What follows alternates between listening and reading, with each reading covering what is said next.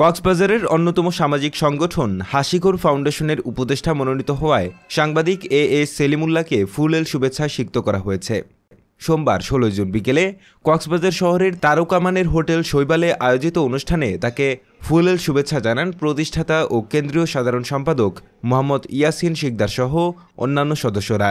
উপস্থিত ছিলেন শিক্ষা প্রতিষ্ঠান শাখার senior deputy coordinator Saiful Islam Shihab, সহ সাধারণ সম্পাদক ইয়াসিন আরাফাত, অর্থ সম্পাদক মেহেদি হাসান, শিক্ষা ও আইসিটি সম্পাদক তাসনিম জাহান রুকসা, সমাজ কল্যাণ সম্পাদক হুমায়রা, সদস্য হুবাইব ও নুরুল হুদা।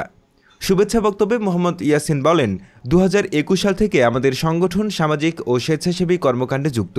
এ সেলিমুল্লাহর অভিজ্ঞতা ও দূরদর্শিতা আমাদের সংগঠনকে আরও সুসংগঠিত করবে। নবনিযুক্ত উপদেষ্টা এ সেলিমুল্লাহ বলেন, মানব কল্যাণে কাজ করা এই সংগঠনের সঙ্গে যুক্ত হয়ে গর্বিত। সম্মিলিতভাবে আমরা আগামীর স্বপ্ন রচনা করব।